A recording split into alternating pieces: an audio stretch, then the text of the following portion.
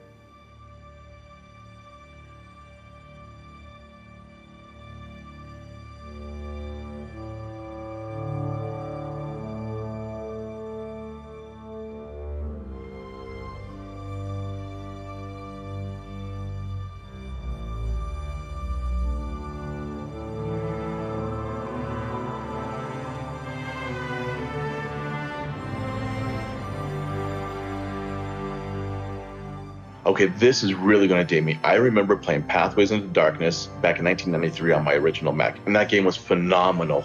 Then Marathon. Oh, I would troll the AOL message boards for the news of the release of the demo, and I tried to download that demo on a 14.4 modem with people picking up the phone. It took forever. Marathon 2 and Marathon Infinity. The best title music in Marathon 2 and Marathon Infinity. I would take pictures of my Star Wars figures and put them into the game using Forge and Anvil.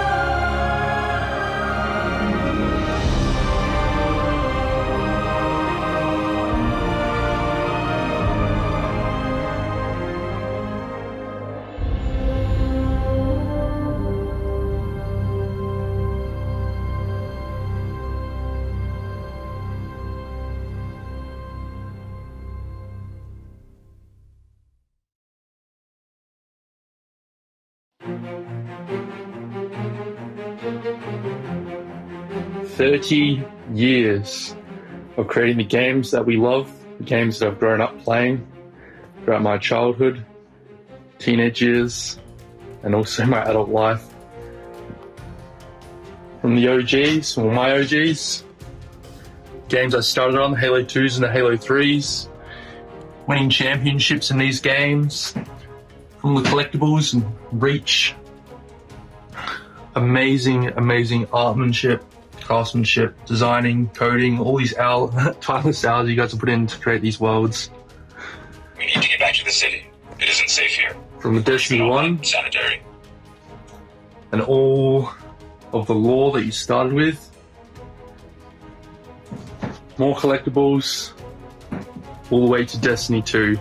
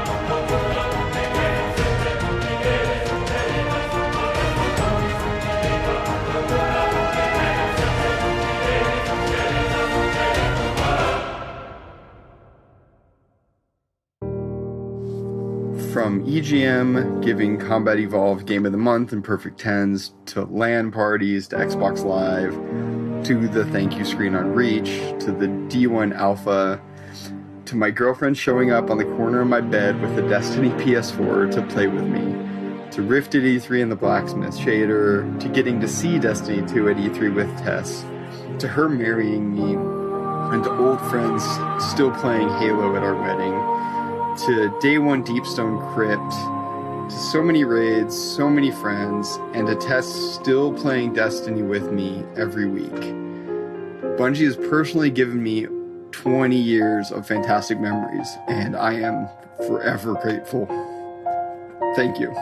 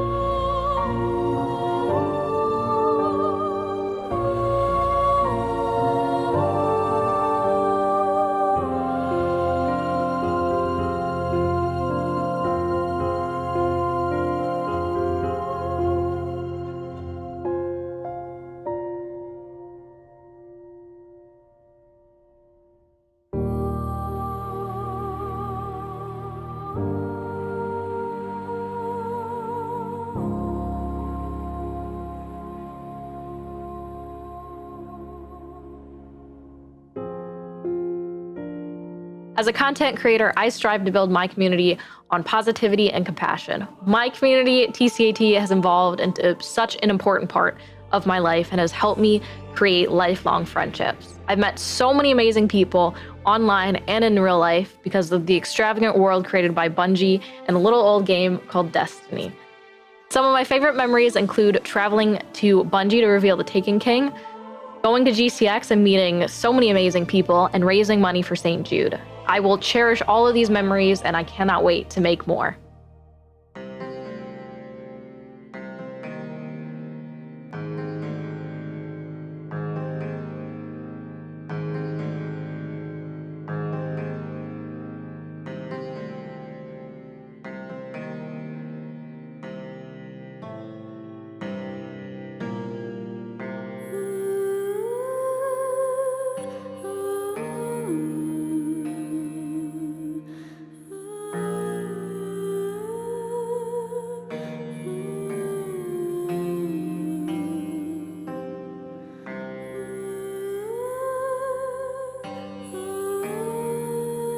Yo llevo siendo jugadora de Destiny desde la beta del 1 y yo diría que lo mejor de mi experiencia ha sido toda la gente que he conocido y lo que este juego me ha permitido mejorarme y superarme como jugadora.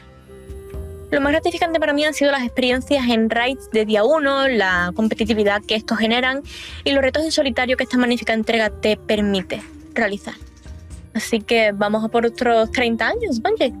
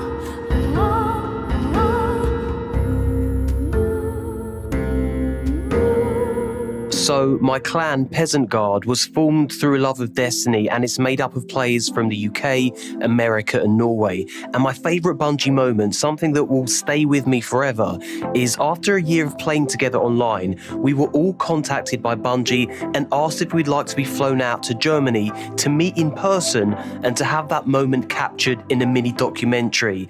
And that happened over 6 years ago now, and it always brings a smile to my face whenever I think about it. So yeah, no question, that was my favourite Bungie moment.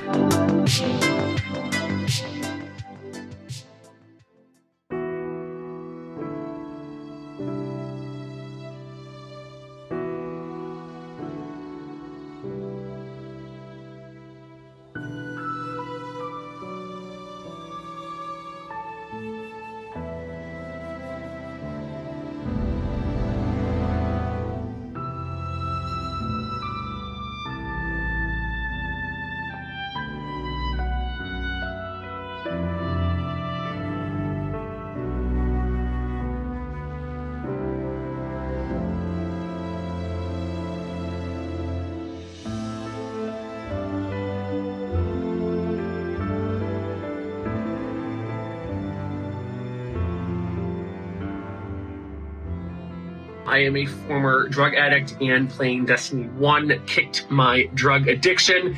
And on my 5-year sober mark, I actually got the Titan Hunter Warlock class logos tattooed on me. And I also want to thank you guys for consistently putting out great games that help build a community. I have a lot of my friends worldwide, both here in the US, UK, Australia, and Europe, from playing Destiny and Destiny 1. So happy birthday, Bungie, and those are two of my main Bungie memories.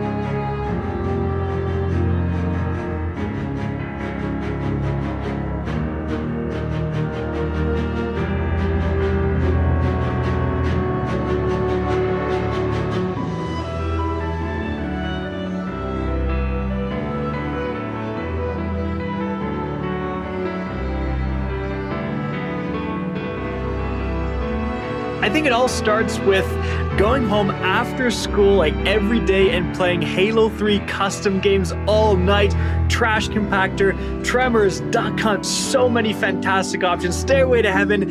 And then I think the moment I really got into Destiny and just fell in love with that game was during the Vault of Glass. Back then, exotics are really uncommon, and one of our teammates had a hard light. No one had ever seen it before, so we're all like, dude, what the heck is that gun? And he just goes, watch this. And of course, starts shooting off the walls, and we see all the bullets ricochet everywhere, and it was that moment I knew I was hooked.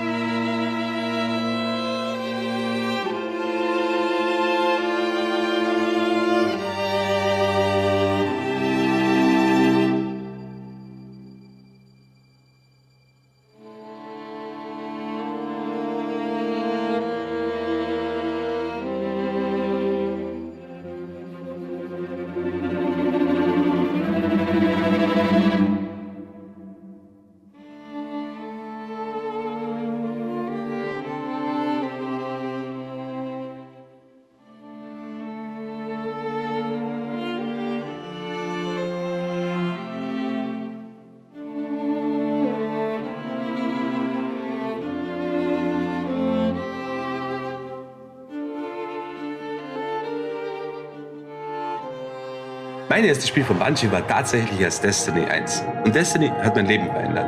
Ich wurde durch Destiny zu einem Content Creator, der auf YouTube Videos hochlädt und auf Twitch streamt. Ich wurde auf verschiedene Messen und auf verschiedene Events eingeladen, wo ich einiges erlebt habe. Ich habe sogar Justin Truman, den heutigen Game Director, kennengelernt und mich mit ihm über Destiny unterhalten. Das ist eine ganz, ganz große Ehre. Außerdem habe ich sehr viele Bekanntschaften, sehr viele Freunde über das Spiel kennengelernt, wo ich heute sagen würde, das sind teilweise meine besten Freunde. Ja, Destiny ist geil.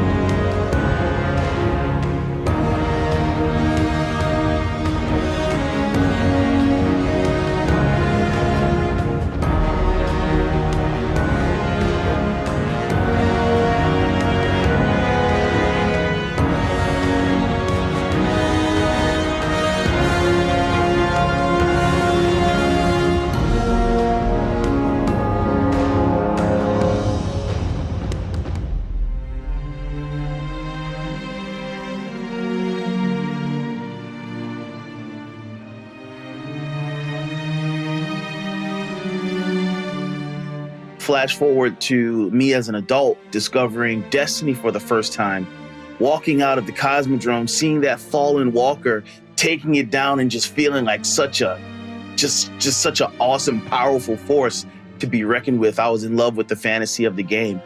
And that was before I knew anything of the Destiny community, which really has captured my heart. Thank you so much, Bungie, for creating this world, this community of gamers where I've found real friends, clanmates, been able to talk to people and interact with people who have inspired me throughout the years to launch my own community.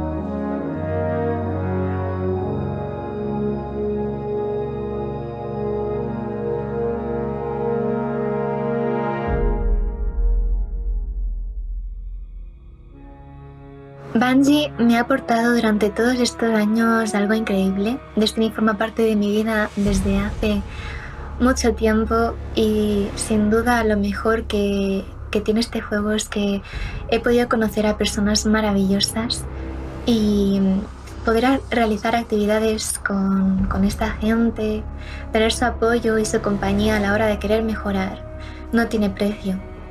Espero poder seguir durante muchos años más en este mundo y poder esperar con mucha ilusión y mucho hype todo lo que está por venir.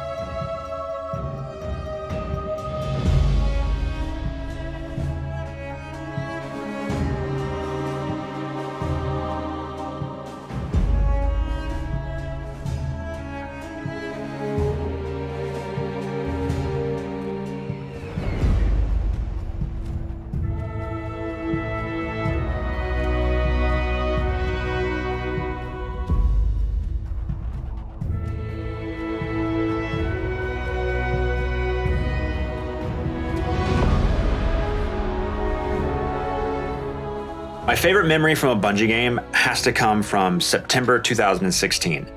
It's a work night and we're about done with a Wrath of the Machine raid when my friend messages us and says, you know that ARG puzzle that Bungie put out? We solved it. Here's a map. Go stand in these very specific spots in the raid and see what happens. So we do it, and these 2 monitors turn on, and they start spitting out 1s and 0s. And someone on the team's like, that's binary. I think that means we need to stand here and over there.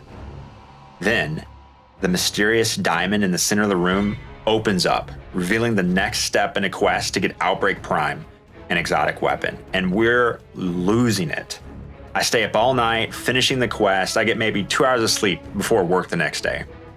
Figuring out how to open up the diamond in the Wrath of the Machine raid is my favorite memory because it combines the 2 things about Bungie games that keeps me coming back: unraveling mysteries and sharing experiences with other people.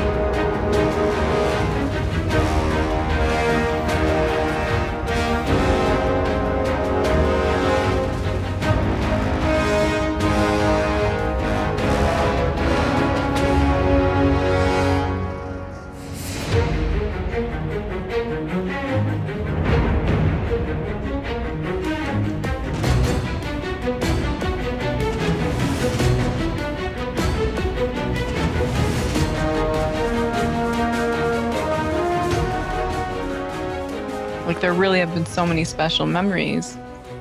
I had 2 reoccurring Trials dates every week when Trials of Osiris was going on. One of them was for Dr. Brosnaps, and then the other one was on Monday nights. I would play Trials of Chilcyrus with some friends that I met online. One of them, Dopa, I got to go to his wedding a couple of years ago, which was really cool. We've been friends IRL now for years. And the other one is my boyfriend of 5 years now. And I still can't believe how crazy it is that Destiny brought me to Twitch, which introduced us to each other. And as a result now, we have another little guardian. She's a future hunter main for sure. But she quite literally would not exist if it wasn't for Bungie/Destiny and Trials of Osiris.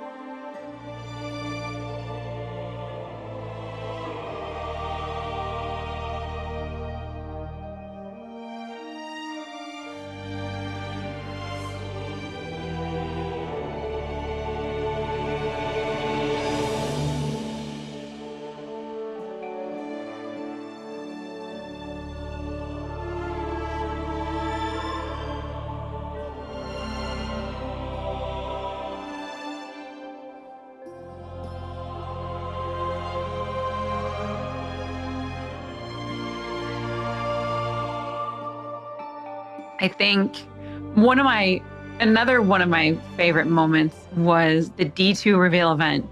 And I don't think there will ever be an event that will match that. And I could be wrong, but the room was shaking. Everyone was so excited. Everyone was screaming. You didn't have to tell them to get excited because you could feel the energy in the room. Everyone was hyped. There was like this vibration in the room of how excited everyone was. And it was I remember just holding Watts' hands while the trailer was going on, and Zavala just came down, bubbled up, and I'm pretty sure we cried together. We cried while holding hands, watching the cinematic trailer for the D2 event. So I remember that being such a huge, huge moment. And I just knew that I was a part of something that was way, way, way bigger than I thought.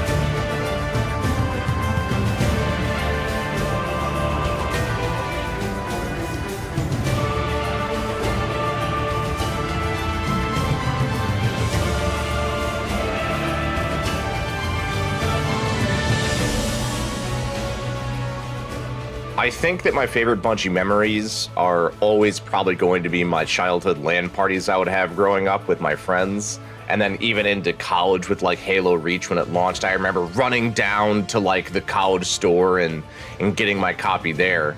But as an adult, I don't think I could ever replace the memories I have about the day one raiding I've done with my friends. Just being faced with a colossal challenge and defeating it with some of your best friends, there's just nothing quite like it.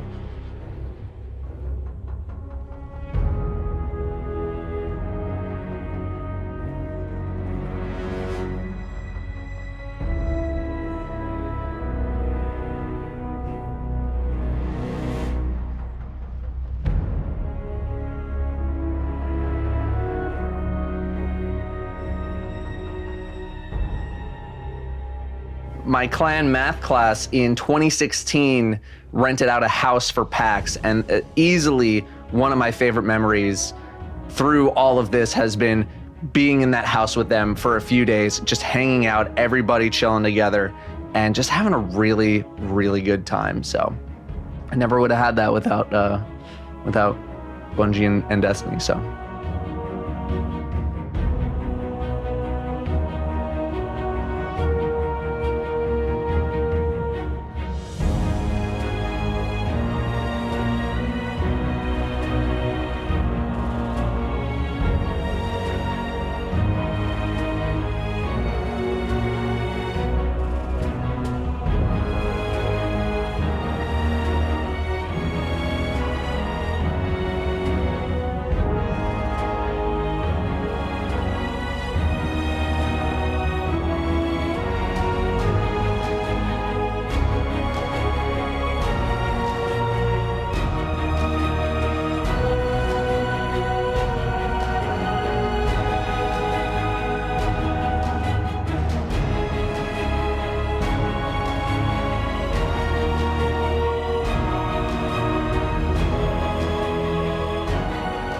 Oh man, some memories, man. The memories that really, really, truly brought me back was Destiny 1. And we played Alder Glass week 2. We didn't play it on the week of release, we played it on week 2.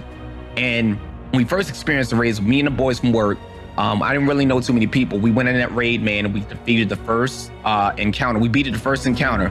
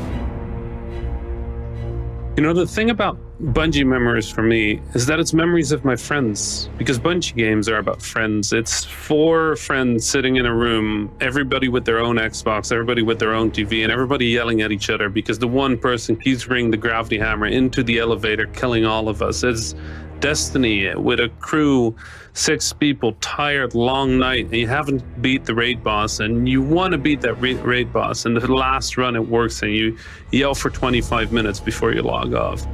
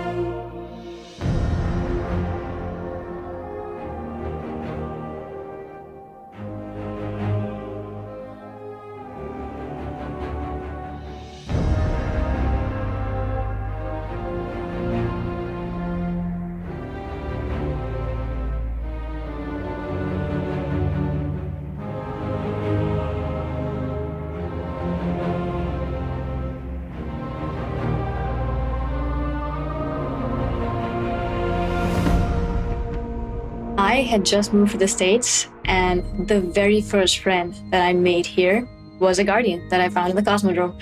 And that guardian has been my best friend and brother for 5 years now. And that was only the beginning of a very special relationship with Destiny for me.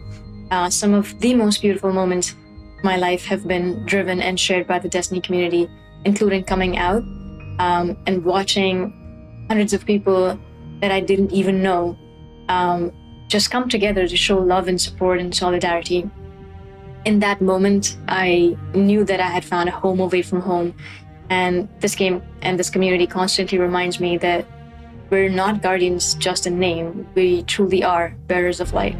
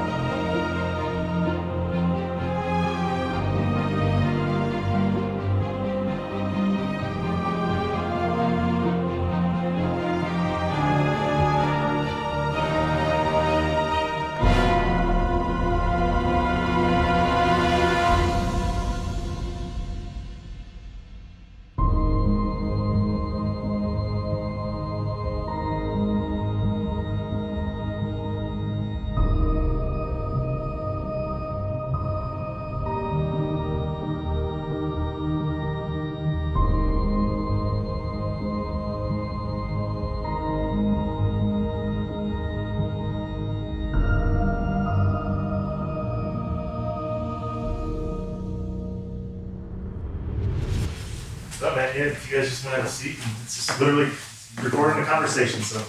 All right. What could go wrong? So I was 11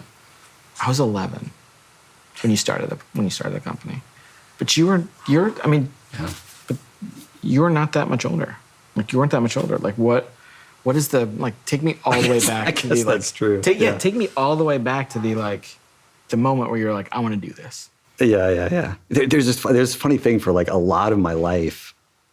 When people would ask me, like, how did this start? I'd be like, I don't know. It was kind of weird. I just started making games, and it seemed like it was fun, and I kept doing it. And when I really started thinking back to my childhood, I've been obsessed with how rules can change human behavior, and how you can all agree to play a card game by a certain set of rules. And the adults that I was observing, as a kid they could play cards all night and laugh and interact in whatever way that they did. And yet you could take a different set of rules, for example, a set of rules that a 5-year-old made with the best of intentions, and the adults would nod and laugh, but they would only play that game for 3 minutes.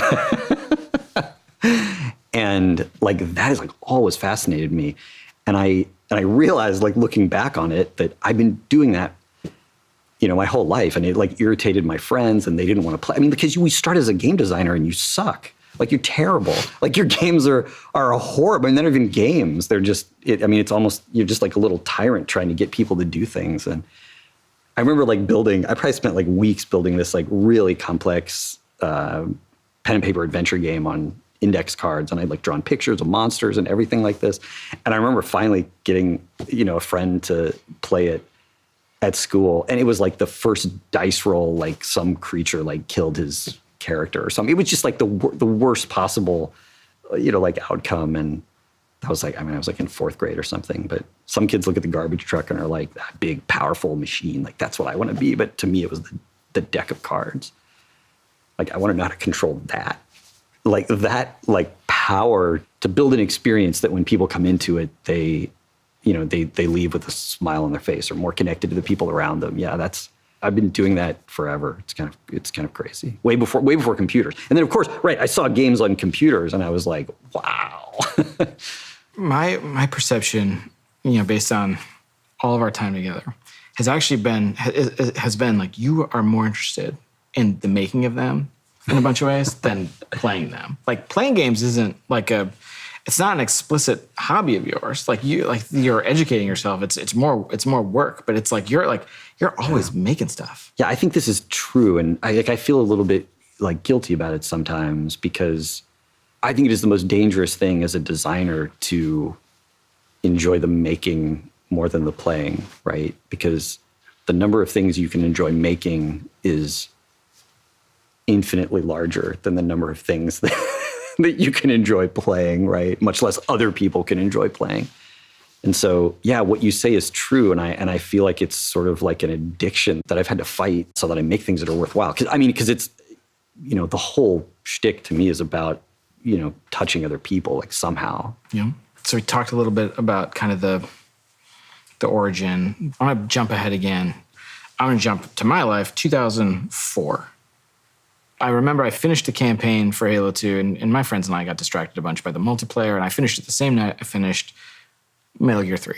And after I finished both of those games, I went and watched this Vidoc, the documentary that, like, I look at now, and I met a bunch of y'all, and I'm like, oh, I didn't pick up on all the, like, human suffering in this documentary the first time I watched it.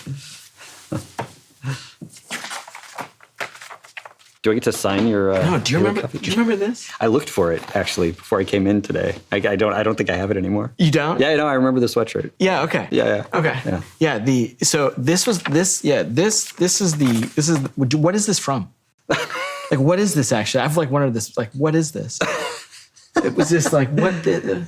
Yeah, it said Osiris on it. I thought it looked cool, and yeah, I bought it. I have no idea. Sadly. Right. Yeah, I have no idea what it was. Yeah, I still, to this day, I remember the sweatshirt, right? And this is this moment that I became like aware that humans make these things. Because otherwise it was like magic, right? Like, there's nothing there's nothing in 2004 about, look at these developers making stuff that you care about. That's not, like, there wasn't really much of, like, the internet sucked too. Like, you didn't have, like, look, you can access these people, and none of that. It was a totally different time. So I'm watching this documentary, and this dude shows up, and the paraphrase is like, like the cynical gamers who something doesn't grab us in 5 minutes, we're gonna turn it off. And it was like, I was like, oh my God, it's like I was spoke to. And I have I'm like an English degree. Like, I can't make games. I couldn't write any couldn't write code or anything. I just remember feeling as like a player, like super duper spoke to in that moment. And so we come out of the building a game, like building it by yourself, and talk now about like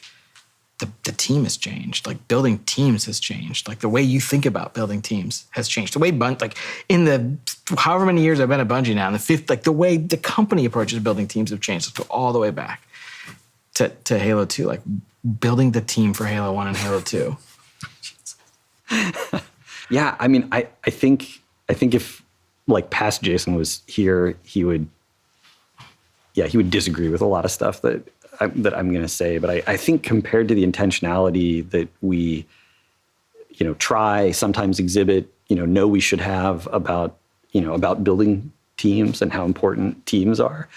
Back then, it was almost just this, snowball that was rolling downhill of people who, liked our games and came to the company, and, then, it snowball rolled a little faster, and it was just a bunch of people trying to do their best, trying to recreate the feelings that they had, when they played games. And you can get pretty far on passion and talent, but it sometimes makes things really hard when you're not being thoughtful about the organization of the team, the design of the product relative to the resources and time you have. And yeah, it made Halo 2 super challenging for a bunch of reasons, but yeah, I don't know. I guess that's, and past Jason would tell me, like, you're an idiot. We were thinking about all that stuff. You just had to learn. But like, when I look back, like, he wasn't thinking about that stuff, What was he thinking about? I mean, he was just thinking about the game. But I mean, I don't know. I think my past self is like not really that sharp because I mean, every year we've learned so much, I feel. And so I look back and I think that, that guy must be an idiot. Because look at all the stuff I learned just this year on Halo 1. Like I didn't know anything. But I go back and I found one of the notebooks from Halo 1. Like that guy wasn't an idiot. Like, I mean, there's stuff that, he didn't know, but there's a lot of like super interesting exploration and thought and like possibilities that, didn't end up at the game in there. And so I don't know. I don't know what to make of that. Because I feel like I've learned so much, but when I go back, I'm sort of like blown away by, what was happening in my mind. It's pretty embarrassing when I think about I think about my life in terms of decades and like what are like the big lessons from the decades. And when I like articulate one of the like a lesson from my 30s is like so embarrassing. Give me one from yours. Yeah. Oh man. I mean, I started Destiny 1 not understanding the value of having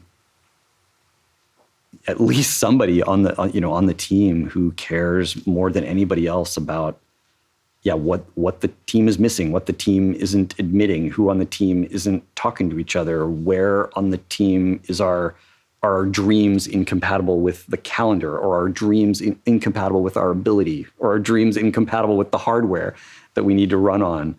And I saw production as, a calendar and a schedule. And it's true that a schedule is a thing that you use to sort of test people's understanding of reality in the sense of, can the things we want to do fit in the time that we think we have, and how are we tracking against that? But I saw it as like an end in itself. And of course it irritated me and I, didn't pay attention to it. But God, like embracing all that stuff is a thing that will be, front and center in anything that I do, anything I do in the future. I think it's making sure everyone on the team has an objective understanding of reality and doing anything you can to fix it when that isn't true. I didn't understand that when I started Destiny 1. Destiny 1 made me understand that. So what I want to talk about now is where computers are heading. Mm-hmm. Mm-hmm. Where's it going?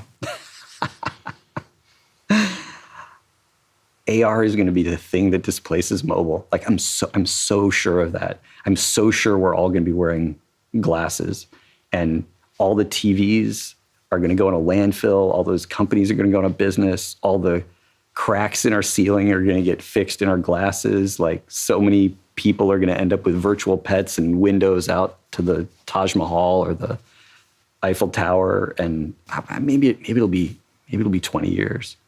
Like, I think it's going to be a lot sooner than that. And I think it's going to be really interesting. And when it happens, like the reason that you're going to know it's going to take over the whole world is everybody's going to laugh at it.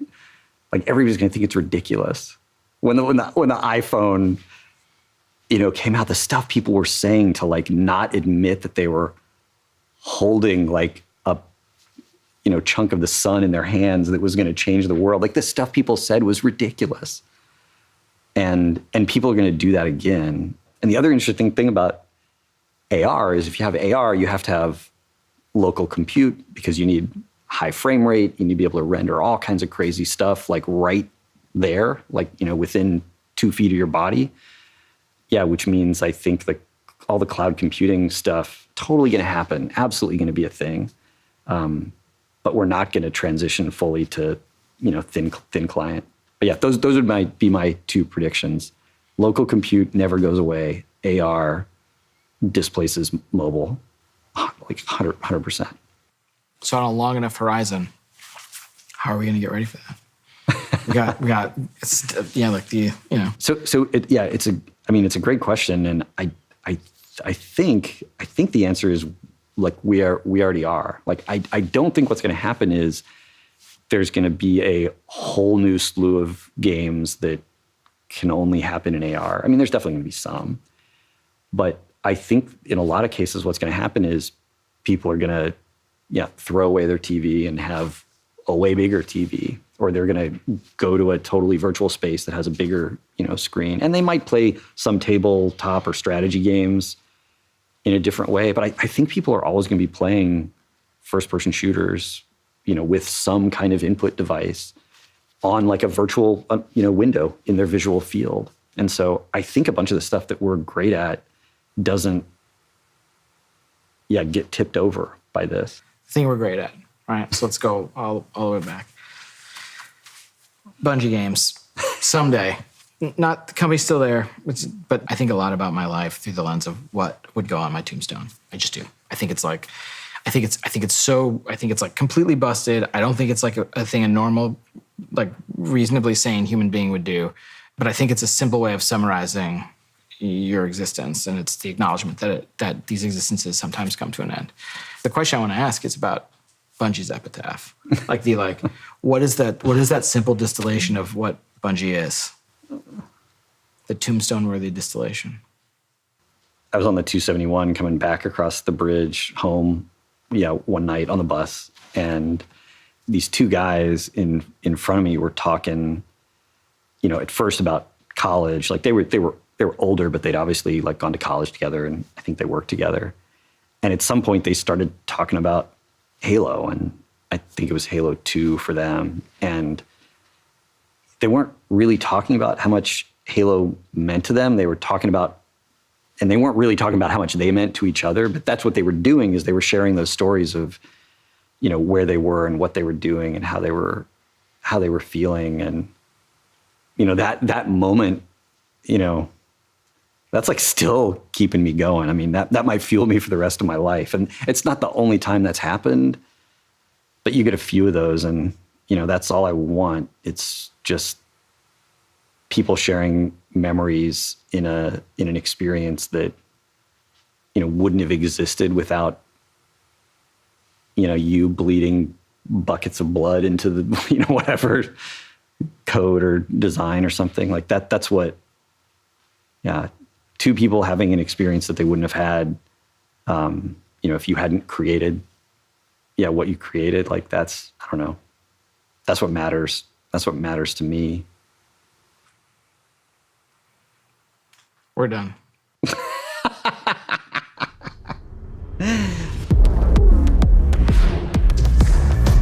We're just going right into like the trailer, huh? Esto es lo que quería que vieseis. Beyond light! Estasis es solo una herramienta. It's an ice tornado, dude. That was the sickest thing I've ever seen. I'm insane! It's freaking Aldrin! Inclínate. No. What the heck? What's up, baby falling? They're so cute! Go. Quick movers! Juntos podemos!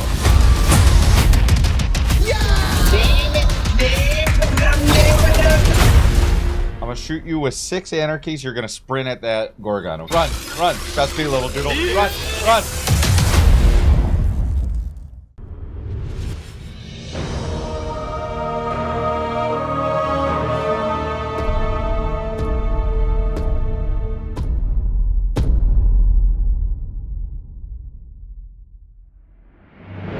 Welcome, Guardians. This year, we're celebrating our journey with you, whether you joined us 30 years ago or if it just started today. This game is in our blood. The Destiny team is full of Destiny fans. Folks who came here because Destiny was their favorite hobby.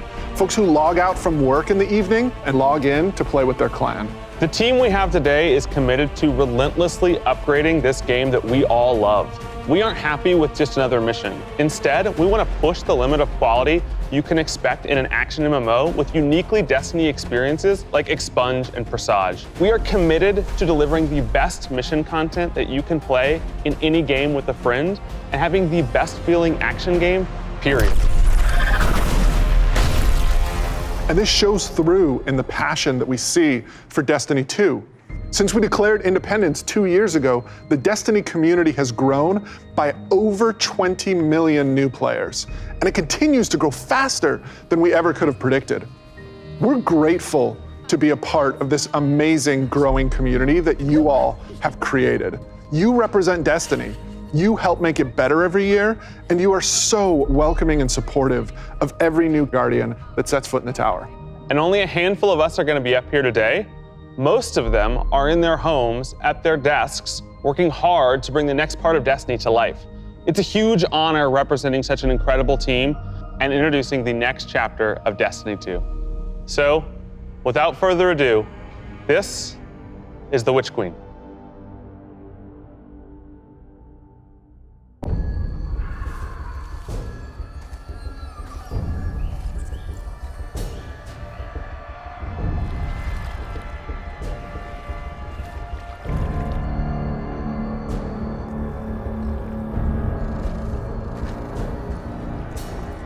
Qué curiosa es la verdad. ¿Forma parte del mundo real o de la mente?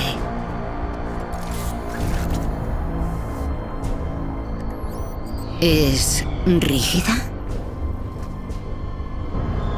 o se puede moldear?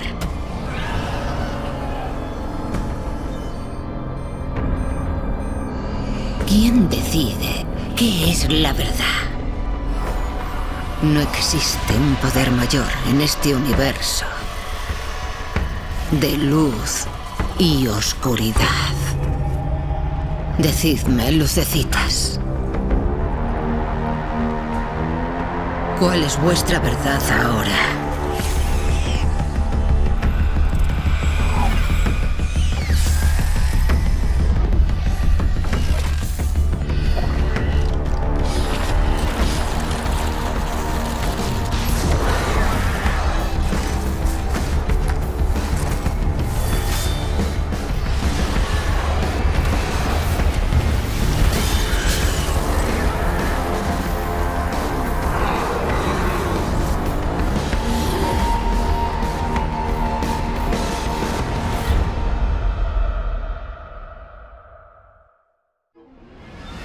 Oh my God, James. Savathun is serious. I think she's the most dangerous villain we faced yet. 7 years we've been building up to this moment, and she is finally stepping into the spotlight and showing us who she really is. What we know about light and darkness is proving to be way more complex than what we previously thought. There are so many lies, truths, and revelations that we're going to get to in The Witch Queen and the year leading up to it. I mean, we're paying off these narrative threads that go all the way back to Destiny's origins, and we're supporting it with the best content that Destiny has to offer. Definitely, and we've got a lot of awesome content to show today. Let's start with the most mysterious destination yet. Yeah. Savathun's Throne World. This is an uncharted wonderland of secrets and lies. It's this place that she's created in her own image, this surreal and majestic light-blessed world. She has this castle that she rules from. It overlooks this dark, swampy underbelly with this lone pyramid ship out there. It's the future world she wanted to create, built atop the darkness that she left behind. And Throne Worlds, they're a deep part of Destiny lore. Powerful entities create these pocket universes, and when we're there, we have to play by their rules. But now, our own light powers are being used against us. I mean, she has this whole army of Hive that she's ascended to the light and brought along with her. These are the Hive Guardians, and they are the backbone of her new army. We've talked a lot. Let's show a little. Let's take the first ever look at the Witch Queen gameplay.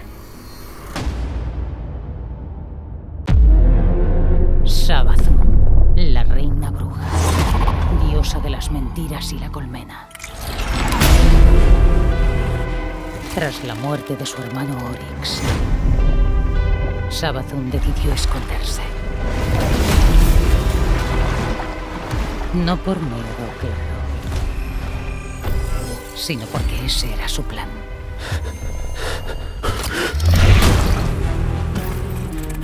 En una jugada sin precedentes, robó nuestro recurso más preciado.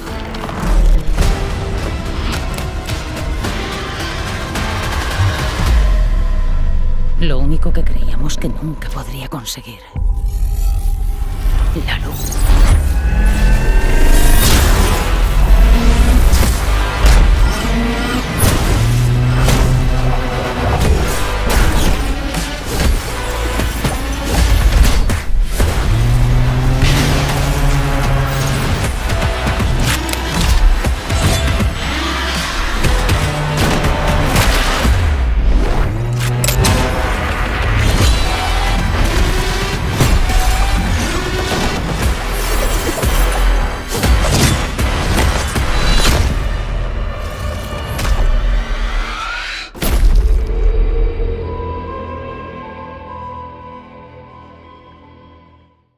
I cannot wait just to reach out and just crush a hive ghost in my hand. Yeah, I mean, we've been defined by the light for so long. This is uncharted territory for us. I mean, we're in strange new places. Like the throne world, it's haunting, but it's gorgeous. It's beautiful. There's a lot to love. There's a few things we saw in the trailer that we haven't talked about yet. Savathun and her Lucent Brood. This is the biggest threat Guardians have faced yet, so we need to find new weapons to match their power. The Glaive. I love this thing. It's brutal and elegant. It's this new energy weapon with melee abilities, mid-range projectiles, and defensive capabilities. It's our first ever first-person melee weapon, and it is such an awesome tool for the battlefield. The Glaive feels so good. Just jump in and unleash these brutal melee combos and transition right to an energy blast. It's really powerful and has a lot of utility. So, we've told you about what the Glaive can do. Now let's talk about how you're gonna get your hands on one. These weapons don't come out of chests at the end of missions, and you're not gonna find one roaming around the throne world. Your first Glaive is not going to be found. It's going to be built. Yes, weapon crafting is coming to Destiny 2. Now, chasing weapons has been an integral part of the Destiny Pursuit game since the beginning. And over the years, we've added more deterministic paths to get the rolls that you want on guns. Think things like Umbral Engrams and the Raid Chest. Weapon crafting unlocks the freedom to choose all that and more. It gives us ultimate control over the guns. Now, this is a combat-focused crafting and progression system. That means the more you use these weapons, the more objectives you complete with them, the more you'll level them up, and the more powerful they grow over time. And at launch, here's the awesome thing. You'll be able to craft all Throne World weapons, new raid weapons, and the seasonal weapons. There's just a ton of stuff to do in this system. And the Witch Queen is just the beginning of weapon crafting. We have plans to add more craftable weapons, both legacy and new, throughout the year. We've seen and we've talked about a lot of really cool features, but let's get right into the meat of it. Let's talk about the Witch Queen campaign. I love campaigns.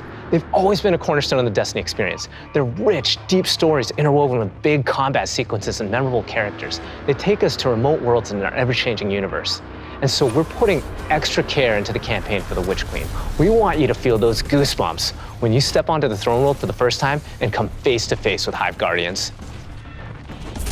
And every one of the missions has its own unique fantasy. Like, what does it feel like to storm a castle or just go straight into the depths of hell? If you like games with standalone campaigns like Doom, Titanfall 2, God of War, and Halo, then the Witch Queen is for you.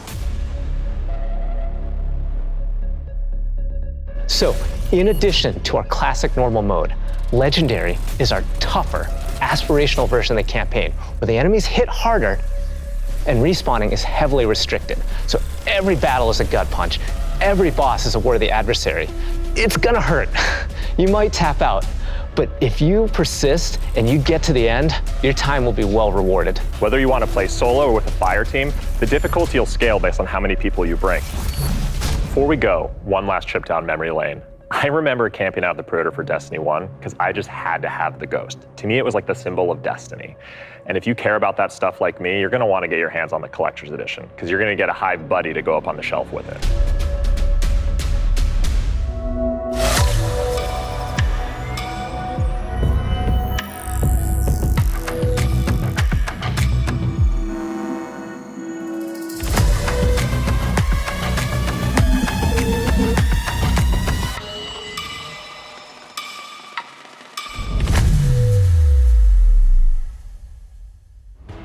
Wow, that was so cool. Oh, I'm man. so excited for this one. And that's not even everything that's in there too. I know. Those are the hero items, and they're, I think, one of the best ones that we've ever done. Collector's editions have always been like this really perfect jumping point to enter the worlds that we build, and actually lifting like in-world objects and putting them in players' hands is it's just a good feeling. We don't just put random items. Everything in there means something, and it helps push the narrative. And there might be some puzzles to unlock in there as well.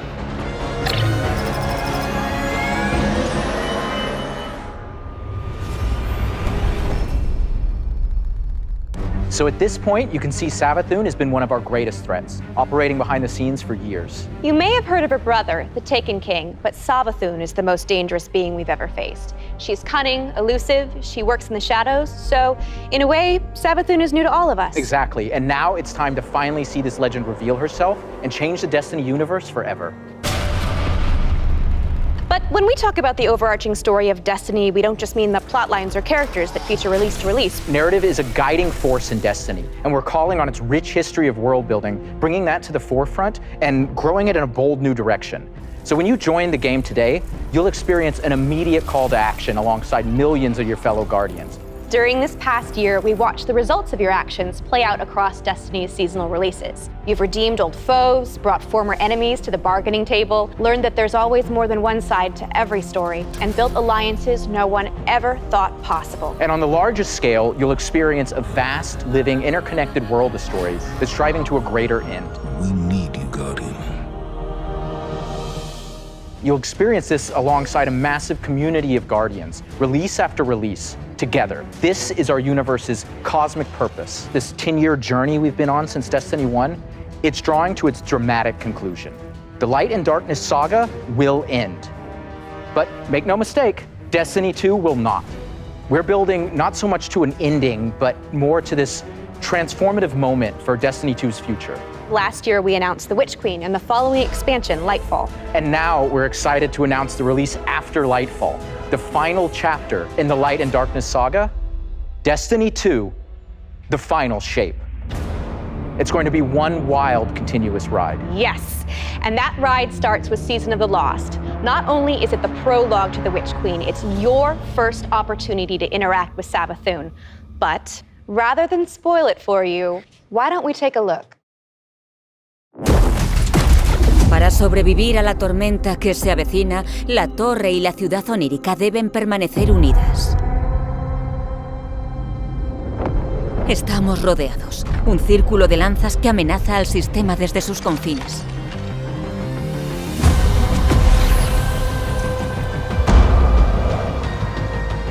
La Reina Bruja sigue siendo igual de peligrosa que antes de encerrarla. Debemos aprovechar el tiempo que tenemos para descubrir los secretos que guarda.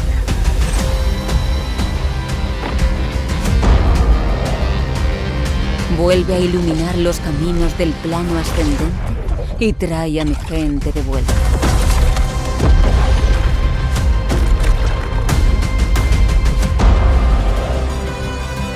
Hay una fuerza malévola operando en este plano.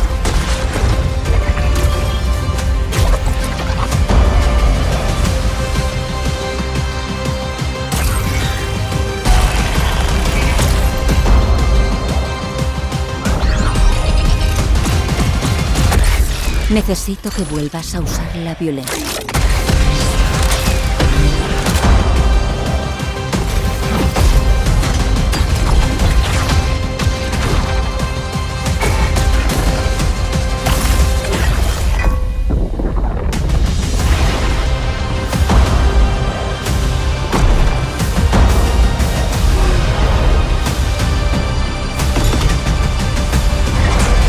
Quizá con ellas pueda salvarnos a todos.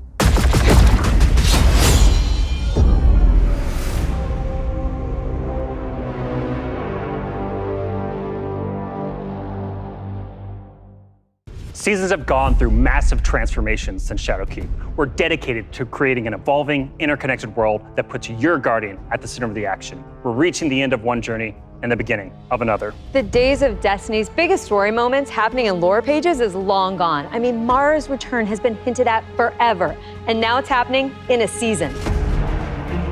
One of the changes I'm most excited about are the updates to the light subclasses every season in Year 5 of Destiny 2. We're adding aspects and fragments similar to Stasis. We'll be starting with the Void subclass update that goes live alongside the Witch Queen.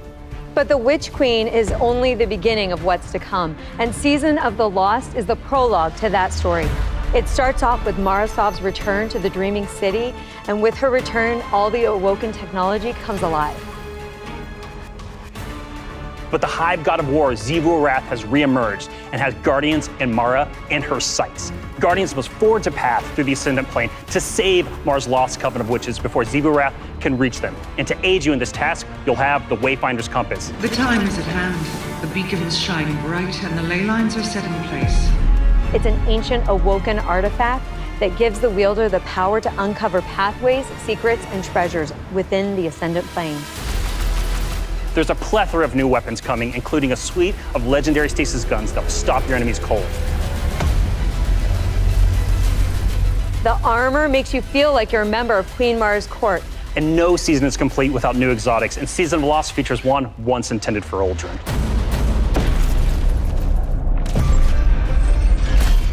Let's take a moment to talk about Trials. So Trials of Osiris is the endgame aspirational PvP activity and more popular than ever. Two of the biggest asks from our community have been adding anti-cheat and adding matchmaking. In Season of the Lost, we're doing both. We've partnered with BattleEye to soft launch the anti-cheat software when Trials goes live on September 10th.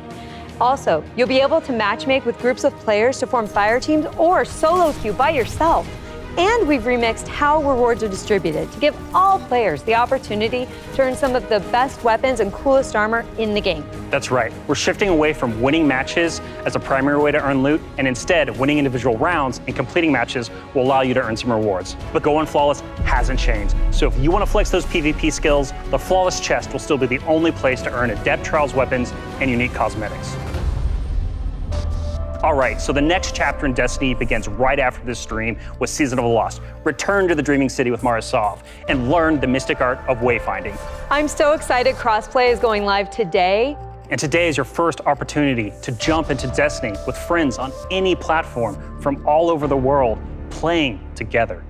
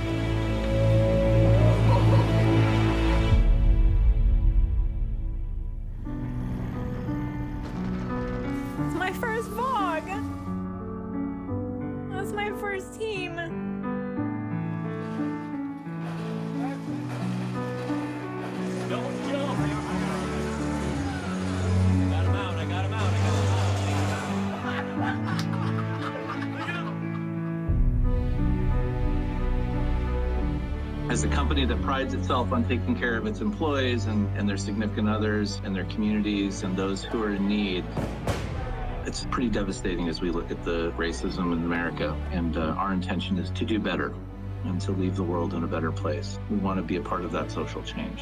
Fuck racism. We don't just stop with the games that we make, but we really utilize the successes that we've seen to be able to give back in an even greater capacity that spans beyond just the gaming industry. Bungie Foundation, thank you. Pressing button. We're live! Destiny servers are live. This adventure has begun. It's awesome to have you here.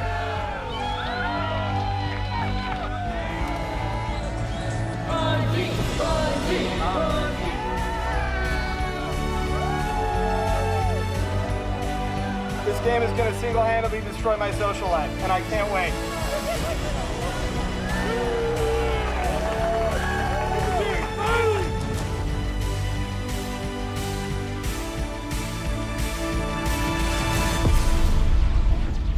All right, Guardian.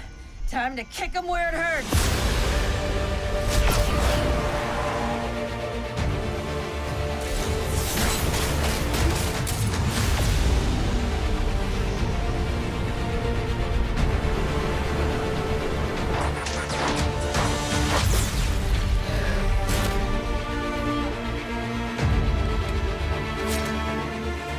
This is going to hurt. A lot.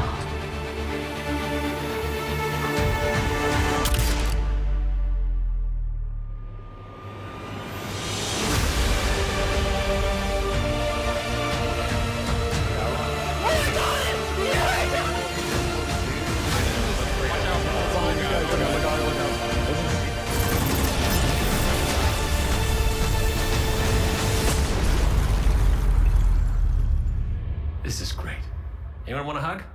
Hugs? No? No hugs.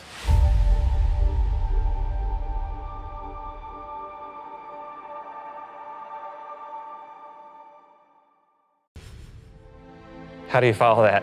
Wow, 30 years. And I remember when Halo first launched, and my friends and I completed the entire campaign in a single epic play session. And as the credits rolled, I knew that Bungie had transformed console gaming forever, and that I would be a lifelong fan. Yeah, it changed how we played games too.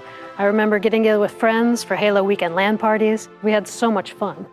And 30 years of Bungie games is something special. It's something worth celebrating together. So we're gonna have a party in Destiny 2. Starting this December, we are launching the Bungie 30th Anniversary Celebration in Destiny 2. Free for all players, the 30th Anniversary Celebration will offer a new 6-player matchmade activity, secrets to unravel, and rewards that commemorate our long and storied history together. And that's just the beginning. In addition to the free event, players can also purchase the Bungie 30th Anniversary Pack that includes a new treasure-themed 3-player dungeon set on the Cosmodrome within the fabled Loot Cave. Players will plunder its depths to discover an exciting new Thorm-inspired armor set and fan-favorite Destiny 1 weapons like Izaluna and Thousand Yard Stare. It even has the Claymore sword from Myth. Purchasing the pack unlocks a range of awesome Bungie-themed armor ornaments and cosmetics to collect, including ornament sets inspired by the Bungie 30th Anniversary Celebration and Marathon. But the dungeon holds one more secret.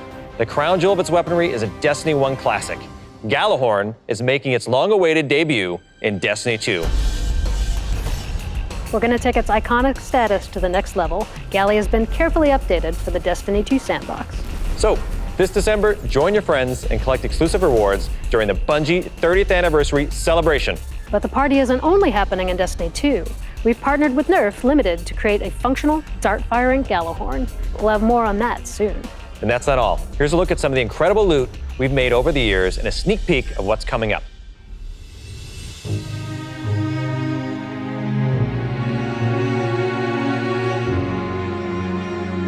Wow, Lorraine, I can't believe we're celebrating Bungie's 30th anniversary. 30 years. It's incredible. Yeah. I mean, think of all the games and products that have come out over these years. Yeah, starting Operation Desert Storm, Pathways into Darkness, Marathon, Myth, Oni, Halo, and Destiny.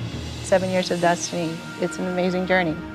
So excited. You know, we have a lot of really cool stuff coming up and a lot of other things in the works, of course, as always. But yeah. I mean, what do we have? We have the Fallen Captain statue, which is incredible. And then we have the helmet, the Celestial Nighthawk That thing helmet. is so cool. Yeah. And my favorite, the Arcadia jump ship.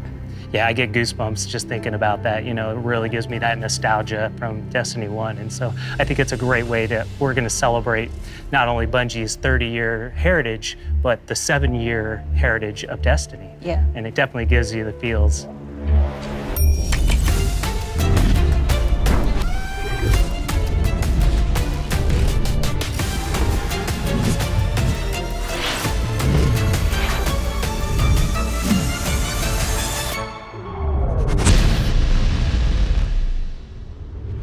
Thank you for being on this journey with us, whether it started this year or 30 years ago. We've just started talking about the Witch Queen today.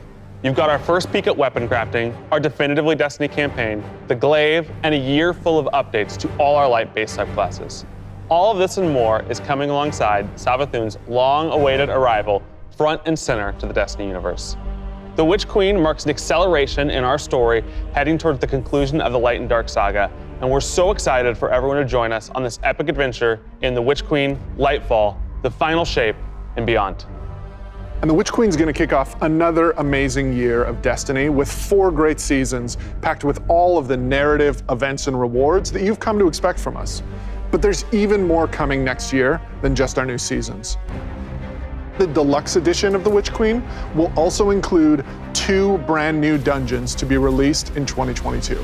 And we're also going to be remastering another classic Destiny 1 raid and releasing it free for all players. This means going forward, starting this December with our 30th anniversary event, there will be a new piece of raid or dungeon content in the game every 3 months. In 2022, we will also be adding legacy rotations for raids and dungeons, meaning every week there will be new ways to earn rewards in both the latest and greatest content and raids and dungeons from the past. If you love amazing in-game content, we want to prove that no other game offers more quality and more variety than Destiny 2. We hope that you've enjoyed a look into the future of Destiny 2. Witch Queen pre-orders are available wherever you play Destiny. Crossplay is live on all devices, and Season of the Lost kicks off today. See you in game.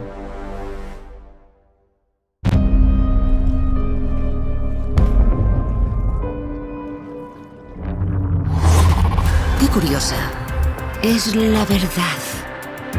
¿Quién decide qué es la verdad?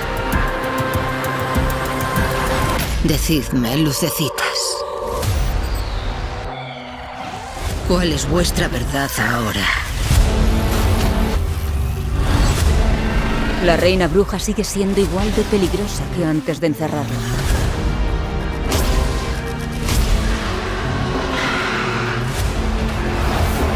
Prepárate para lo inevitable.